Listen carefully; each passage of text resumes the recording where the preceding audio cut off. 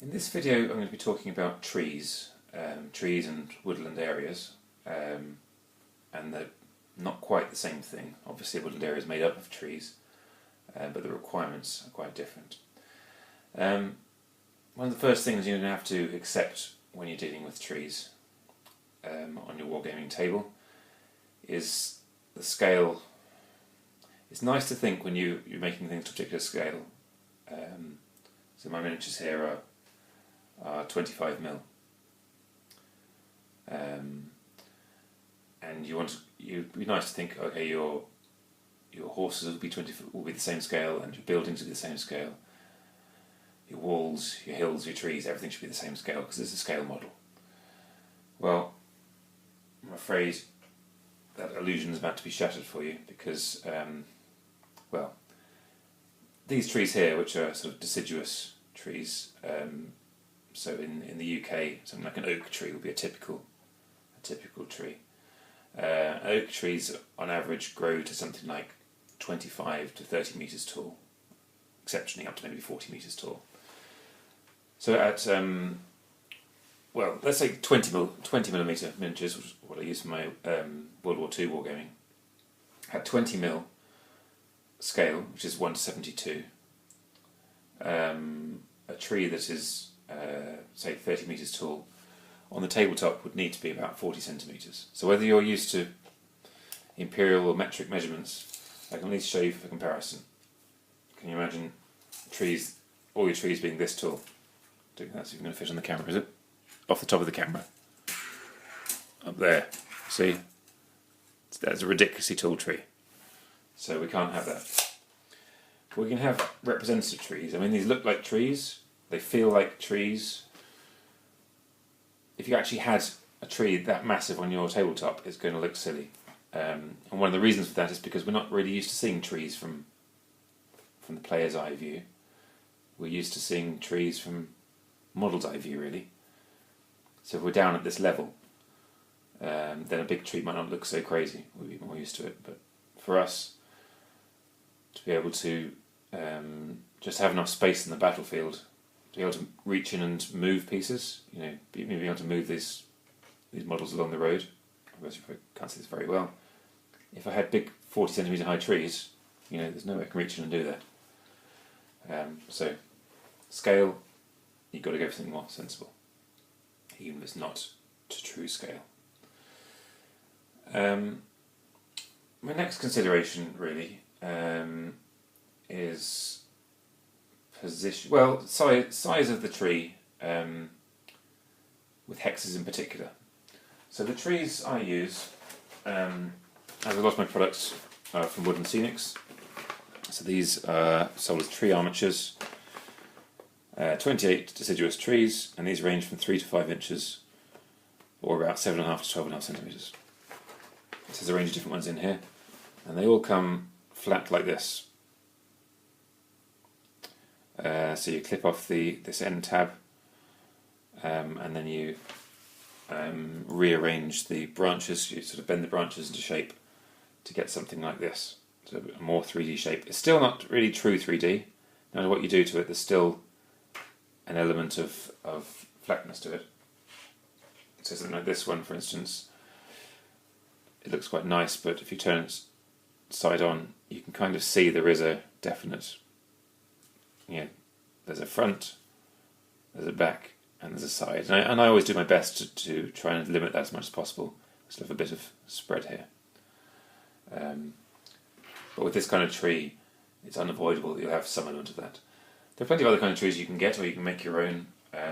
Lots of tips online for doing stuff from building up from wire. It's quite a good method I've seen. I've not used it myself. So definitely have a look around for different ideas. And you don't have to stick to the same one. You can have some of these trees mixed with other kinds. It's good to have a bit of variety. Now, for size of the tree, as I said, given that we're not going to try and match the scale of the miniature, there are two sort of competing objectives you've got here. One is that if you want to represent woodland, by which I mean a group of trees together, as opposed to individual trees. So you have an individual tree, You can make it quite big if you want, it doesn't really matter, it doesn't have to interact very much with the space around it. But if you have woodland, you need to make sure that your tree on this hex can sit next to a tree on the next, on the adjacent hex. It's not going to interfere with it. And so here, for instance, the way I had it around before, it fits. If I turn my hex around this way, which it ought to fit, the foliage is kind of knocking against each other. Actually, I can just about fit that in. But you can see how these two hexes, the trees are overlapping each other. So they're likely to collide with each other. And to be honest, real trees tend not to do that so much. The trees tend to buy their own space. They're all looking to get a bit of sunlight. So you don't want them overlapping too much. So my trees are sort of at the upper limit of what you can get away with. In some ways they're slightly too big. But yeah, the upper limit. Now to get maximum space on your hexagon, the best chance of minimising that overlap, the obvious place to put your tree trunk is right in the middle, which makes sense. And I started doing that on all of my trees until I realised something which may become obvious to you, which wasn't obvious to me immediately, is that once you line your trees up together, you end up having these dead straight avenues of trees, like they've been planted next to a road or something, which maybe not so bad in this particular case because I do have a trail leading through here. But usually if you're wargaming, you want your trees to be a bit more natural.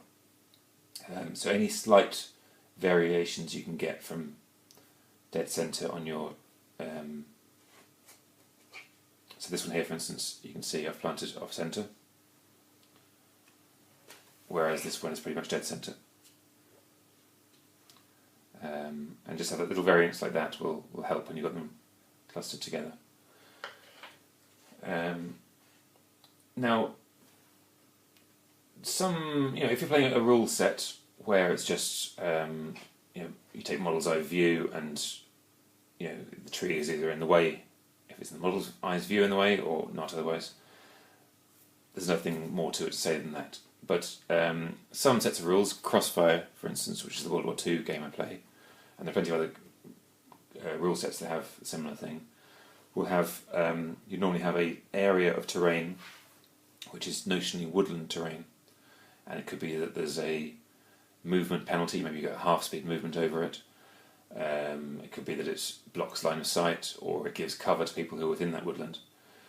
And it's much easier to have an area on the table which is woodland, rather than having individual trees and you've got to keep looking to see, can this model see that model? You just want to know, is my model in the area of woodland terrain? And the hexes work really nicely for that, because you can just say, if you're on a hex with a tree on it, then you're in the woodland. And if you have several hexes with trees in them next to each other, that is an area of woodland. So that's a really convenient way, especially for Crossfire, particularly if you ever play that. Movement there is from one terrain feature to another terrain feature. There's no, there's none of this. There's no measuring tapes in Crossfire. You just cross from one terrain feature to another. So it's important to understand where the boundaries of your terrain feature are. So that's about it for my discussion on trees. I will cover how to make these, but I'll do that in another video. Okay, thank you.